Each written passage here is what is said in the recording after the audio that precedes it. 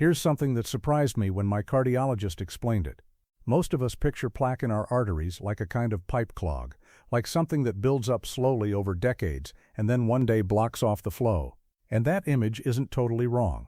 But the part that doesn't get explained enough is what's actually happening inside that plaque. Whether it's hard and stable or soft and fragile. Whether it's sitting quietly or getting ready to rupture. That distinction, stable versus unstable plaque, is often the difference between a quiet Tuesday and a 911 call. And it turns out what you eat and drink every single day plays a bigger role in that distinction than most people realize. My name is Chris, and 2 years ago, at 65, I had a heart attack. I went through cardiac rehab, months of working with a cardiologist and a nutritionist, learning how to eat, how to move, how to actually take care of the heart. I almost lost. Today, my risk of having another heart attack is under 1%. And the only reason I'm here making these videos is because almost nobody talks about the lifestyle changes that got me here, so I want to teach you what I learned. Today I want to talk about a specific daily habit that I added after my heart attack, one my nutritionist actually brought up early in our sessions. By the end of this video, you'll understand why it keeps coming up in cardiovascular research, what it actually does inside your arteries, and why a single cup a day might be one of the simplest things a person with heart disease can do for themselves. I'm not a doctor, and nothing in this video is medical advice. Please talk to your cardiologist before making any changes to your diet, especially if you're on medication. Let me start with the question I had when I first started researching this topic, because I think a lot of people watching have the same one. Can you actually remove plaque from your arteries? I'd heard people say things like, just eat clean and your arteries will clear right up. And I'd also heard cardiologists say the opposite, that once plaque is there, it's there, and you're just managing it. So which is it?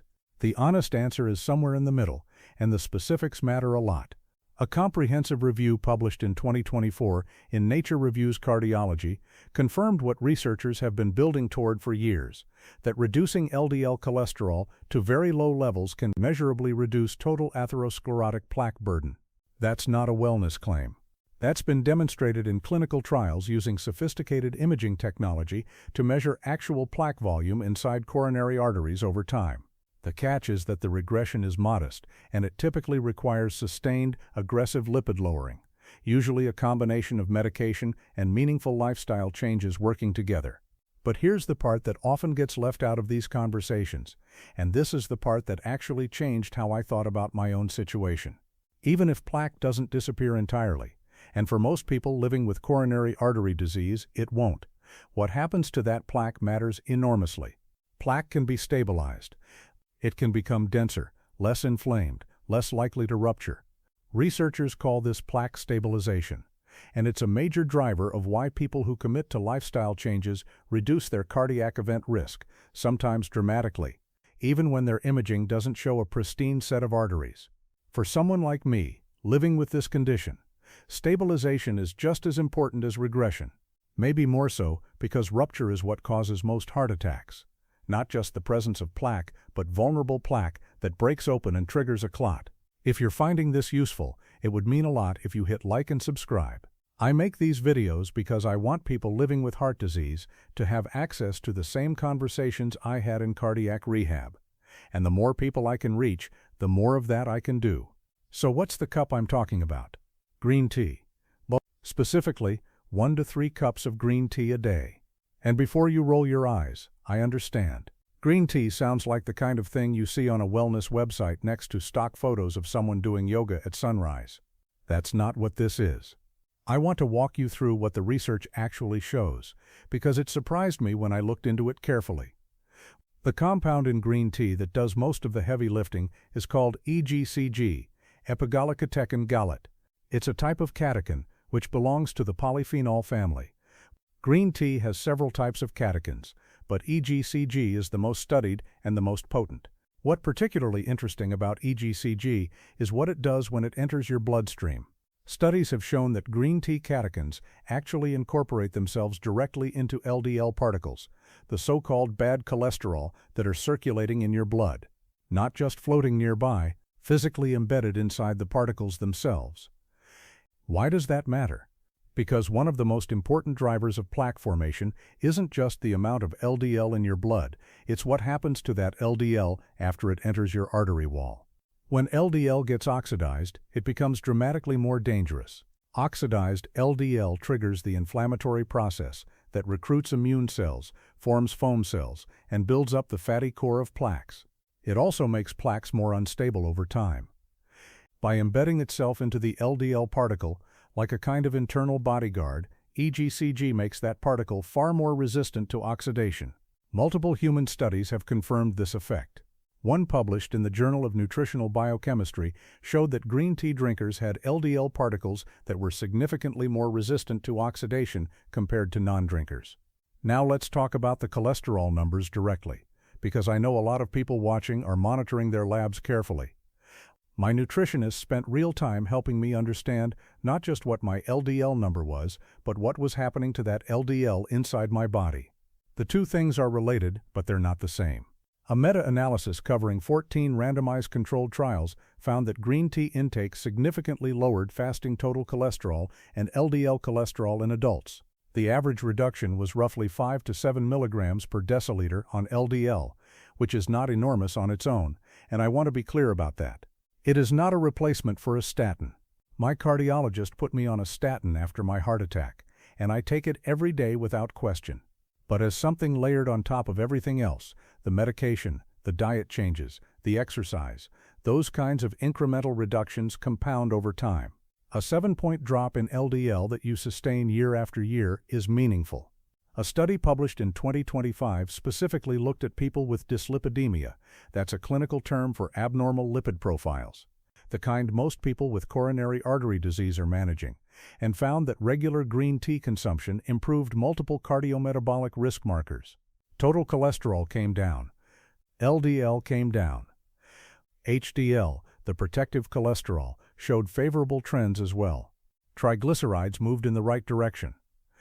The researchers concluded that green tea bioactive compounds showed genuine promise as a functional food for people managing cardiovascular disease risk.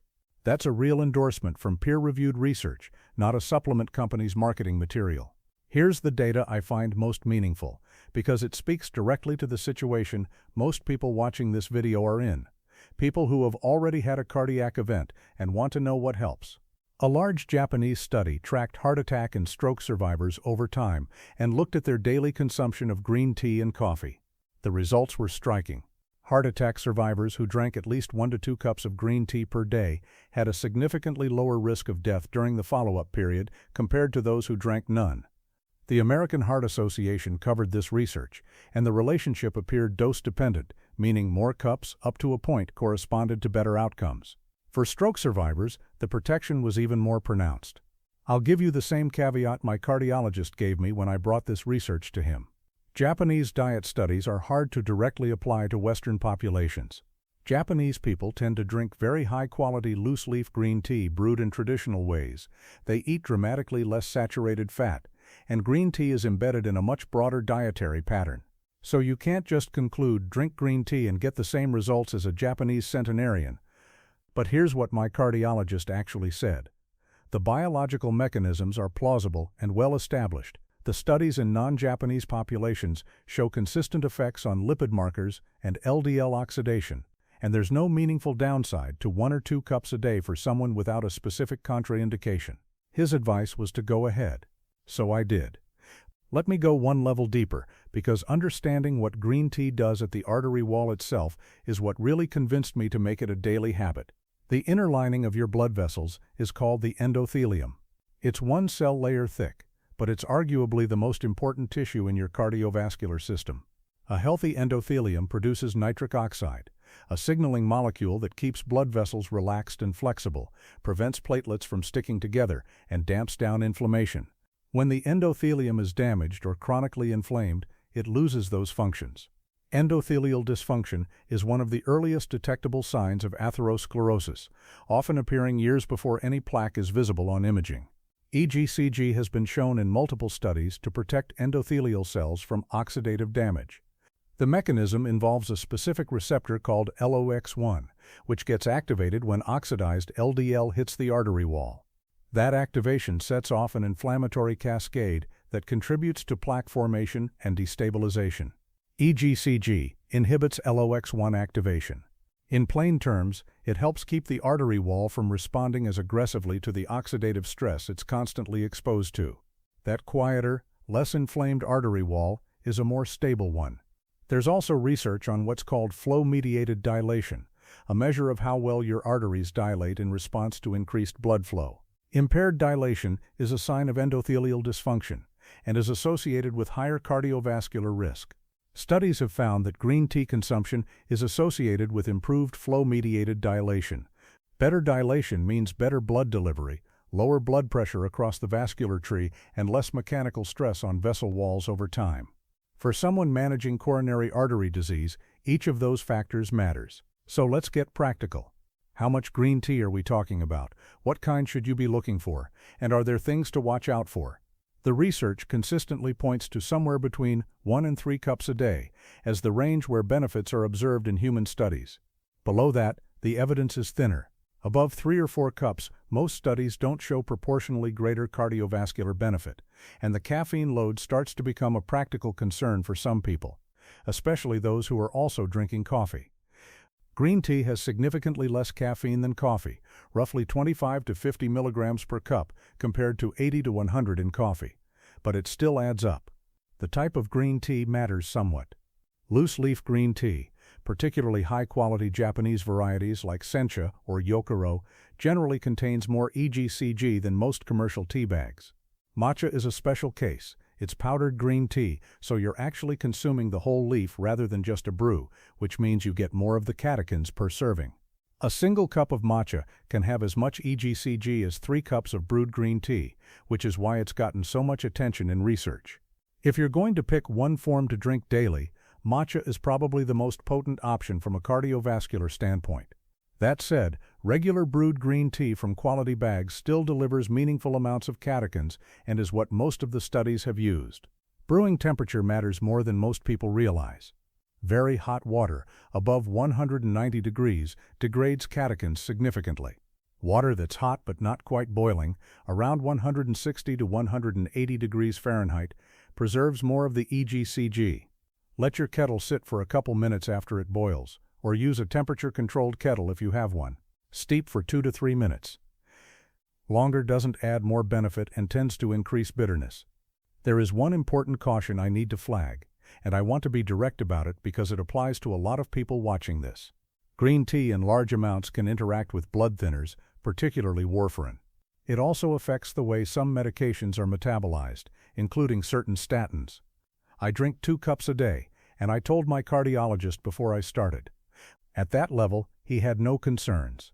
But if you are on anticoagulants or you're not sure about interactions with your current medications, please ask your doctor first. Don't skip that conversation. There's another beverage that comes up frequently in cardiovascular research that I want to mention briefly: beet juice. Beetroot juice is high in dietary nitrates, which the body converts to nitric oxide, the same molecule that helps keep your artery walls relaxed and flexible. Studies have shown that regular consumption of beet juice can produce measurable reductions in blood pressure. In some trials, the reduction was as large as 7 to 8 points on the top number, which is clinically meaningful. There's also evidence suggesting that beet juice can reduce signs of inflammation in blood vessel walls in people with coronary heart disease. The British Heart Foundation covered research on this specifically in the context of a common heart condition called heart failure with preserved ejection fraction, where daily beet juice showed improvements in exercise capacity and vascular function. I don't drink beet juice every day. The sugar and the earthy taste aren't my favorites, but I do include it a few times a week as part of a broader strategy. If you enjoy it, the cardiovascular case for it is real. While we're on the subject of beverages and arterial plaque, I want to briefly mention one other drink that comes up consistently in the research, because it deserves a fair look: pomegranate juice.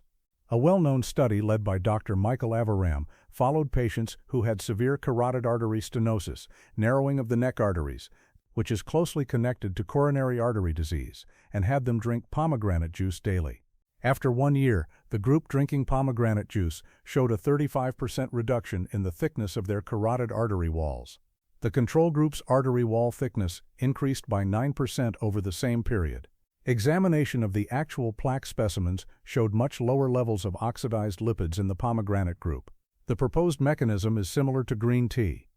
Pomegranate has exceptionally high antioxidant content. It reduces LDL oxidation, and it has anti-inflammatory properties. I'll be balanced here because the evidence isn't as consistent as it is for green tea.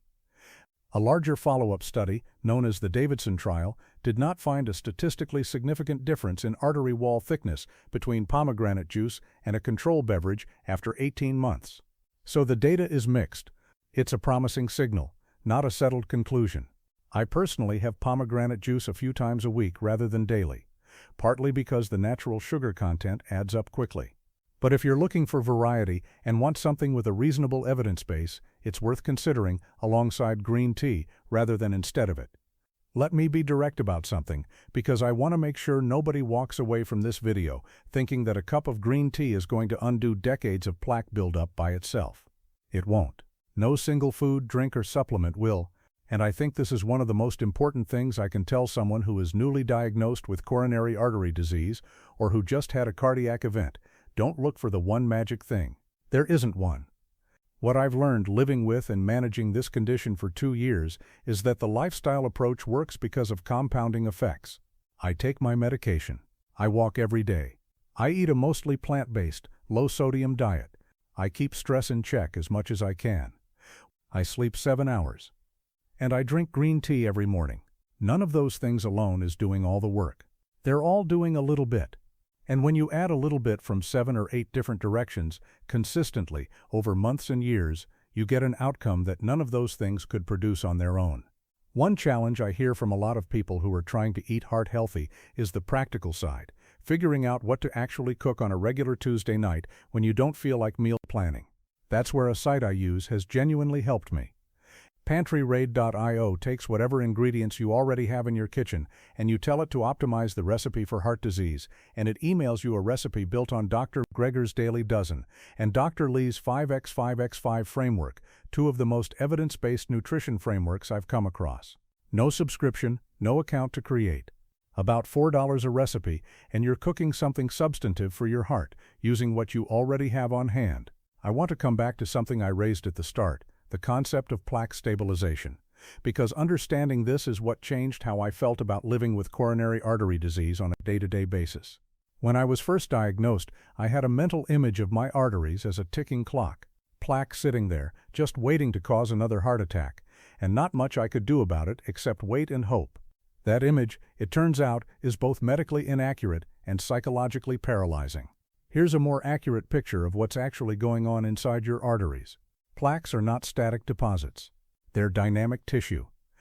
They have a lipid-rich inner core that is either more or less inflamed, more or less prone to rupture. They have an outer fibrous cap that can thicken and harden over time, becoming stable or thin and erode, becoming vulnerable.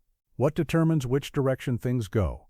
Largely your LDL level, the amount of systemic inflammation throughout your body, and the degree of oxidative stress your vessel walls are experiencing day after day.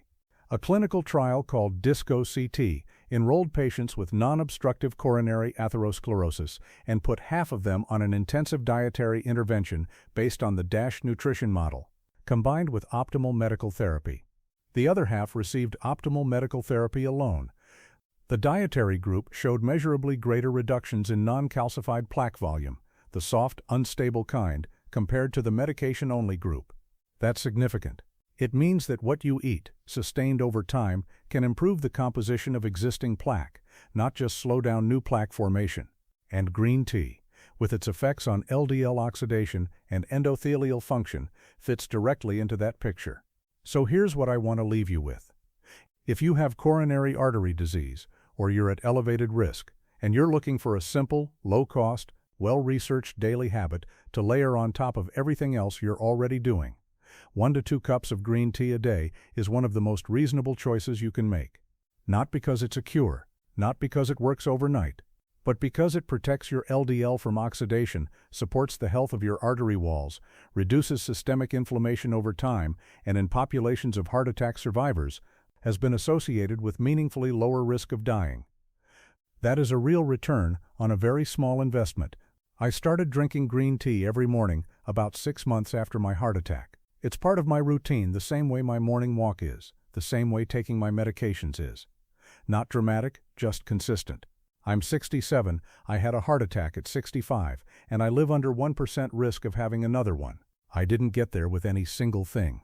I got there by doing a lot of small things right, every single day, for a long time. This is one of them. Take care of yourselves.